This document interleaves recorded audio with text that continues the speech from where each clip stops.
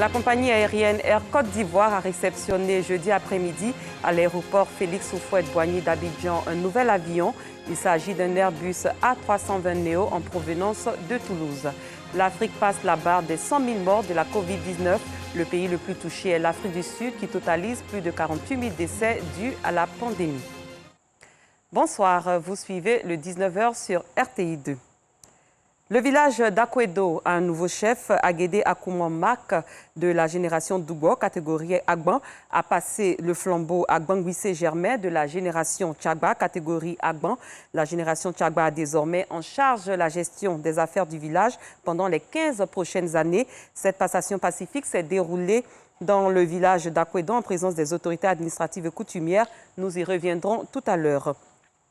Comme annoncé dans les titres, le troisième Airbus A320neo 9 de Air Côte d'Ivoire a atterri hier à l'aéroport international Félix Houphouët-Boigny. Espéré depuis octobre dernier, cet engin a effectué le 13 février dernier un vol d'essai à Toulouse.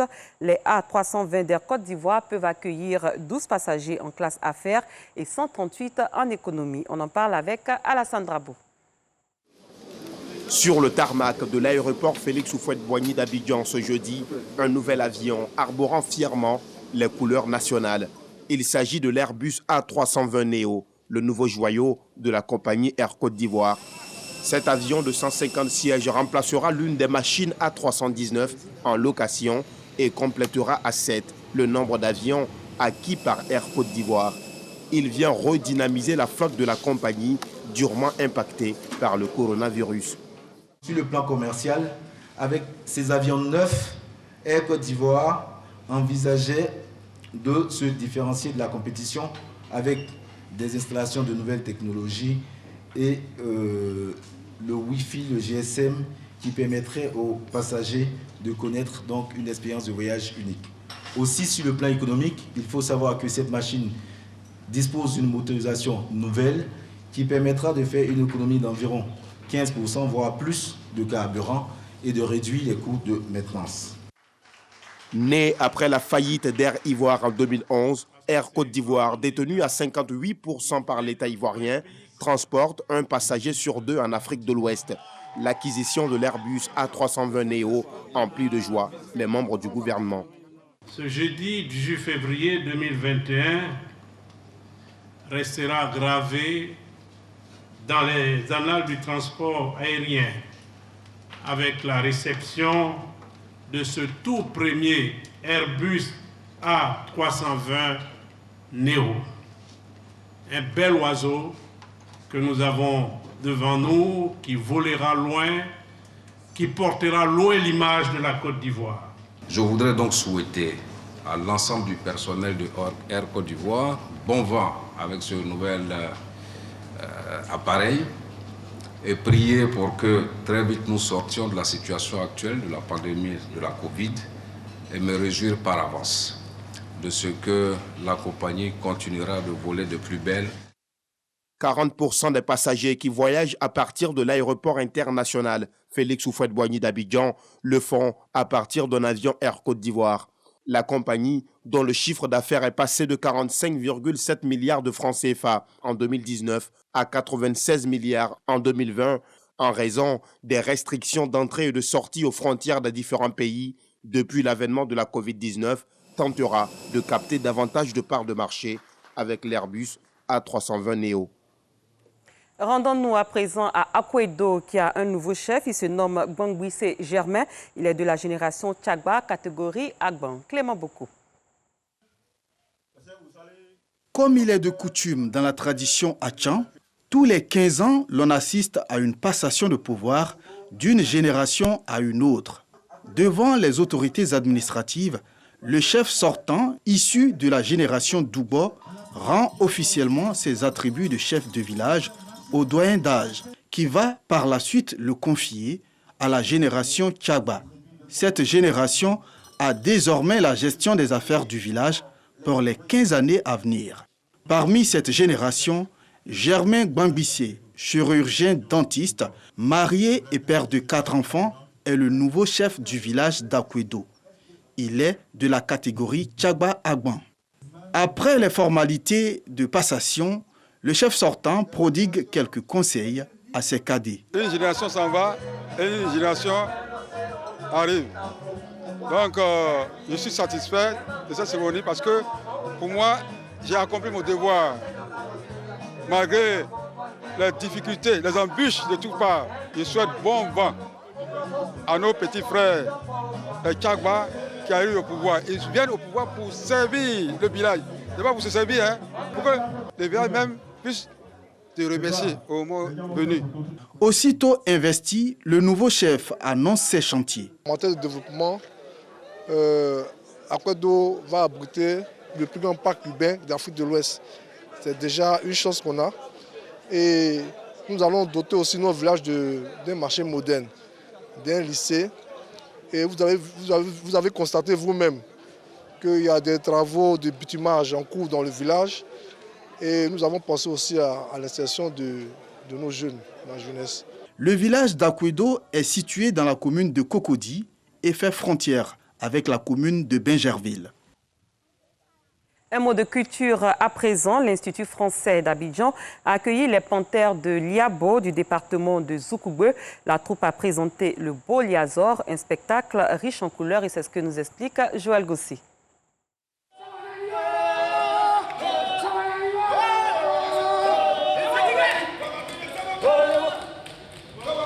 Les corps à moitié couverts, les pieds nus, des plumes en forme de couronne, les visages couverts de kaolin, tels des concurrents, exécutant une chorégraphie plus que majestueuse.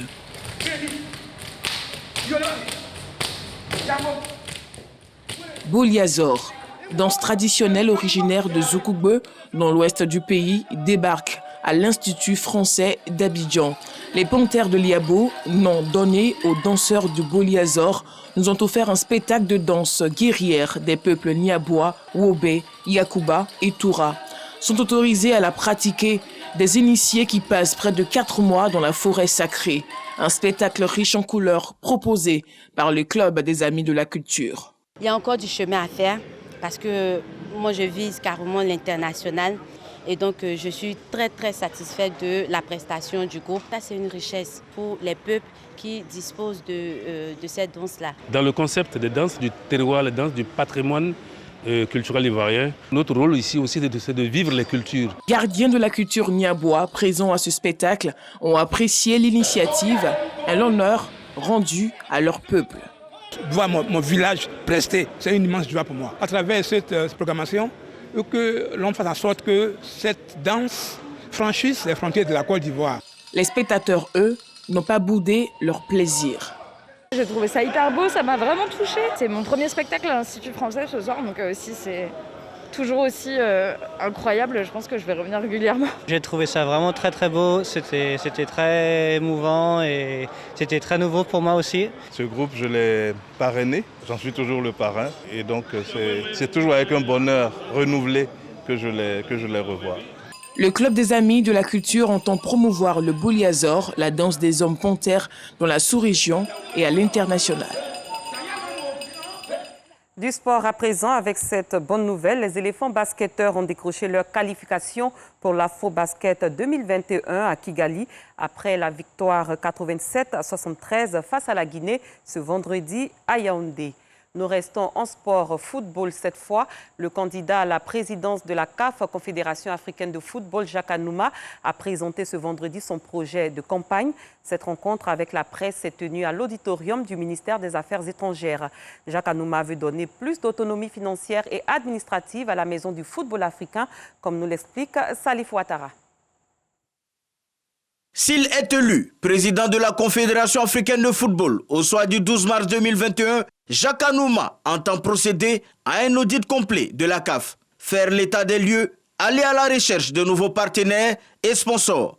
Restauration de son administration, ses ambitions, sa gestion, ses performances et son image. À la tête d'un comité exécutif soudé, solidaire, engagé et responsable de ses choix, nous parviendrons à faire du football africain une référence dans le monde. Jacques Anouma entend également être un président à plein temps, prêt à servir le football africain à 100%. Je vous l'ai dit, je serai un président à 100%. Voilà. Il est très important que, comme les autres confédérations ou les autres institutions internationales dont les sièges ne sont pas dans le pays du président, qu'on sente la présence de celui qui a été élu. Jacques Anouma a également lancé un appel au président de la FIFA, Gianni Infantino. Objectif du candidat ivoirien à la présidence de la CAF, établir un rapport de respect entre la CAF et la FIFA. Je ne lui demande pas amitié au nom de notre longue amitié. Équilibre un peu les choses. Viens en Côte d'Ivoire aussi. Même si je ne suis pas le choix présumé de la FIFA, comme certains le disent, j'en sais rien. Mais je lui demande de venir aussi en Côte d'Ivoire. Comme ça, les soupçons vont s'atténuer. Le candidat Jacques Anouma s'envole pour Dakar, au Sénégal, ce samedi 20 février 2021. Première destination d'un périple qui l'amènera dans plusieurs capitales africaines où il ira présenter son projet pour la CAF aux différents électeurs. Ailleurs, un tribunal finlandais s'est déplacé jusqu'aux confins du Libéria jeudi pour retrouver les traces de l'ancien chef rebelle Djibril Massaquad, surnommé l'Ange Gabriel, qu'il juge pour une série d'atrocités commises pendant la guerre civile ayant ravagé ce pays d'Afrique de l'Ouest à la fin du siècle dernier. Georgette Ido, Alassane Drabou. La justice finlandaise sur les traces de Djibril Massaquad, ancien rebelle sierra-léonais. Arrêté en mars 2020, Djibril Massaquad, surnommé l'Ange Gabriel, est accusé de crimes de guerre durant la guerre civile du Libéria entre 1989 et 2003, qui a fait 250 000 morts et des millions de déplacés. Au moment des faits, il était un haut responsable du RUF, Front Révolutionnaire Uni, un groupe armé sierra-léonais dirigé par le caporal Fodé Sanko, proche de l'ex-chef de guerre libérien, devenu président Charles Taylor. Ce jeudi, les magistrats finlandais, accompagnés des autorités locales, ont visité le village de Kamataoun, dans une région montagneuse proche de la frontière sierra-léonaise, pour inspecter les restes des maisons incendiées à cette époque. Lorsque nous venons d'un pays totalement différent, d'une autre partie du monde, il nous est difficile d'imaginer dans quel genre de circonstances, dans quel genre d'environnement vivent les témoins. Âgé de 51 ans, son procès s'est ouvert le 3 février dernier devant le tribunal de Tampere, ville du sud de la Finlande où il vivait depuis 2008.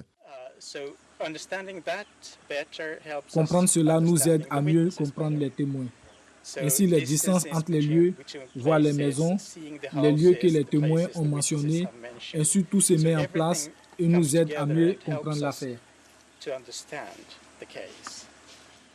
Les audiences ont été suspendues afin de permettre aux juges de se délocaliser quelques kilomètres au sud. Pendant 2 mois, le tribunal visitera des scènes de crimes en Sierra Leone et au Libéria et entendra des témoins. Nous ne pouvons pas venir ici séparément. Les tribunaux, la défense et l'accusation, ce ne serait pas juste non plus. En faisant cela de cette façon, nous nous assurons que nous voyons les mêmes choses et que nous entendons les mêmes choses. À Kamataoun, des habitants ont accusé Djibril Massaquad d'avoir ordonné d'enfermer des civils, dont des enfants, dans 2 bâtiments, avant de les réduire en cendres, selon le dossier d'instruction. En Algérie, le président Abdelmadjid Tebboune a annoncé hier la dissolution du Parlement et l'organisation d'élections législatives anticipées. L'annonce a été faite lors d'un discours à la nation, une semaine après son retour d'Allemagne où il était soigné suite à des complications liées au coronavirus. Et parlant de coronavirus, l'Afrique qui subit une seconde vague de la maladie a passé la barre des 100 000 morts depuis le début de la pandémie. Mais le bilan sur le continent pauvre de 1,2 milliard d'habitants est sans doute bien plus élevé. Les 54 pays de la région totalisent 100 000 décès pour 3 793 660 cas déclarés. Pays africain officiellement le plus touché, l'Afrique du Sud, qui a rapidement mené une vaste campagne de tests, compte désormais 1,5 million de cas et près de 48 500 morts. Un restaurant malaisien a trouvé un moyen de continuer à servir malgré les restrictions. Ses clients peuvent dîner dans leur voiture sur le parking de l'établissement. Ce pays d'Asie du Sud-Est peine à contenir la pandémie avec 200 000 cas enregistrés. Depuis mi-janvier, les restaurants ne peuvent servir que des plats emportés ou en livraison. Pour contourner la contrainte, une chaîne de restaurants de la ville de Cyberjaya, dans la banlieue de Kuala Lumpur, a eu l'idée de livrer ses plats sur un plateau sur le parking. On en parle avec Anissette Conan et Alassane Drabou. Cyberjaya, Malaisie, comme au restaurant, presque. Ici, le repas est servi directement dans la voiture. On a commencé ça parce que pendant la pandémie, nos ventes ont chuté de 80%. Et puis certains de nos employés ont dû prendre des congés sans solde. Alors notre patron a réfléchi où il pourrait y avoir le plus de boulot afin de ne pas avoir à réduire les salaires. Pour lutter contre la pandémie, les restaurants ont fermé leurs portes, mais pas leur cuisine. Je me sens plus en sécurité en mangeant dans une voiture plutôt qu'au restaurant. Parce que nous désinfectons la voiture, nous vaporisons aussi le désinfectant et nous savons que nous prenons soin de nettoyer la voiture. Ce qui est bien, c'est que vous pouvez réduire vos interactions avec d'autres personnes et éviter ainsi d'être infecté par le Covid-19. En Malaisie, plus de 200 000 contaminations ont été enregistrées. Cette édition est à son terme. Merci d'avoir été des nôtres. Très bonne soirée. À très bientôt.